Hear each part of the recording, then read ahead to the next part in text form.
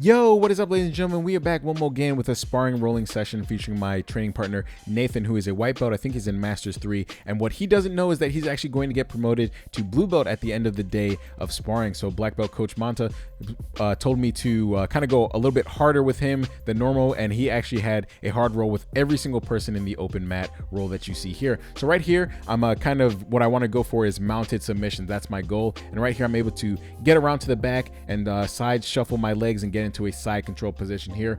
I'm taking my left hand around the back of his head and I'm going to grab material with my left hand and with my right arm control his far pant leg, and I'm just going to grind my shoulder into him and use that to get into a knee on belly position. So this is pretty much my standard affair. Right here you see me pop up into the knee on belly position, and instead of holding there and trying to go for the submission, I immediately go into mount because that's where I want to attack all my submissions for this roll. So right here I grapevine my leg so he couldn't buck me off. Nathan is very, very strong, so I try to avoid that. And right here I go for the mounted Ezekiel, which is one of my favorite chokes, but what I'm not doing is I'm not putting pressure on him with my shoulders and my chest and my head, so he's kind of able to fight longer than normal in this position right here. And as you can see, I almost get it, but he's able to get my arm away, and I was actually stripping my fingers a little bit, so I should have put more pressure on him to get that submission.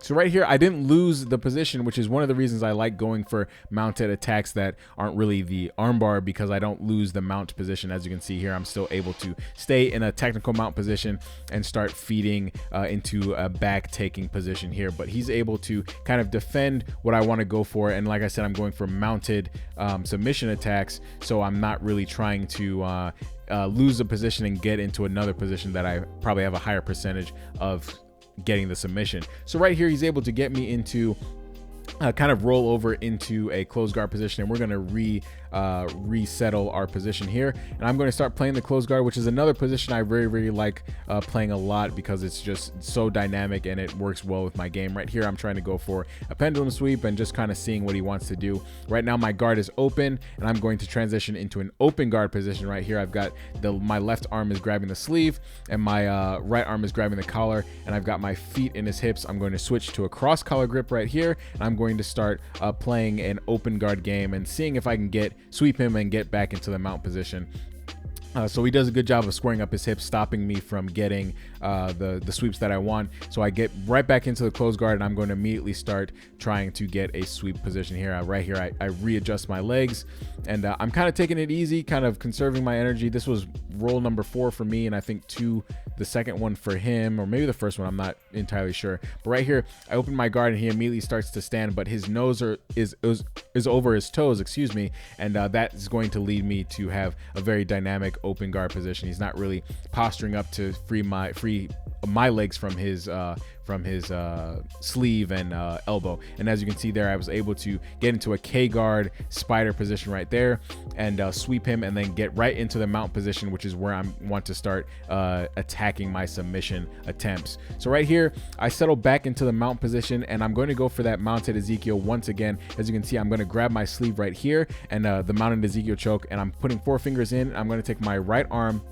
and go under his neck as soon as he starts to remove his hands from his neck. And right here I'm able to kind of that's the position I want, but my head is too far up. I need to really put my pressure down, and as you can see, I readjust right there, but my grips, my finger grips inside my sleeves were not where they needed to be, and he was able to kind of turn into the closed guard, and I felt that I wasn't going to get it there. So I immediately get back into the closed guard, grab the sleeves once again, and I'm going to open up the guard and start playing an open guard position because I want to get back into the mount. As you can see, I put my feet into his hips right here. I've got double sleeve grip. His head is over his toes, and right here I grab the cross collar grip, and as soon as he cuts that angle, I'm going to hit the scissor sweep. I'm going to chop my left leg into his right thigh and take my right leg over the top and get right back into the mount position where I can start going for the mounted attacks. And like I said, I'm only going for mounted submissions. That was my goal, because whenever I roll with white belts, I like to, handicap myself a little bit and just go for one specific thing. And today I decided that with him, I'm going to go for mounted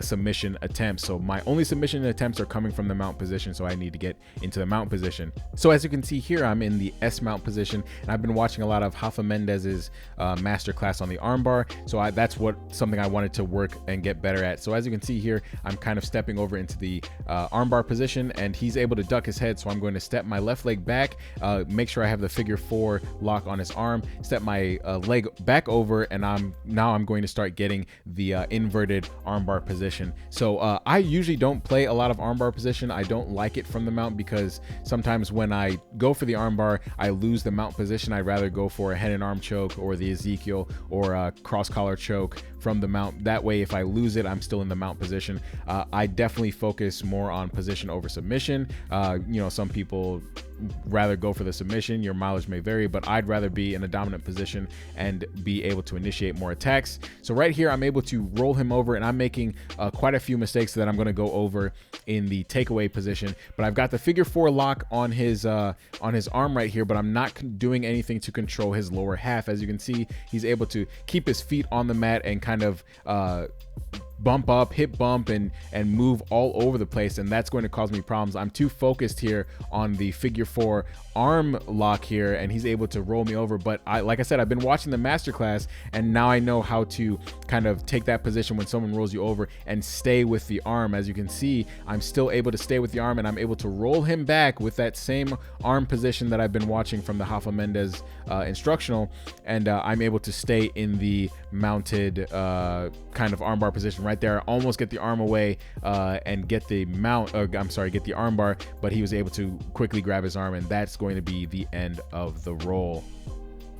So let's get straight into these takeaways. Right here, my left leg is not controlling his upper half, and my bottom leg isn't really controlling his lower half. So he's able to kind of roll up into the position, but I'm able to reverse it and still keep the arm bar there. So right here, I almost get the arm away, but again, my left leg is not controlling his upper half, and he's able to kind of just posture up and grab his arm again. My right leg isn't really controlling his lower half either.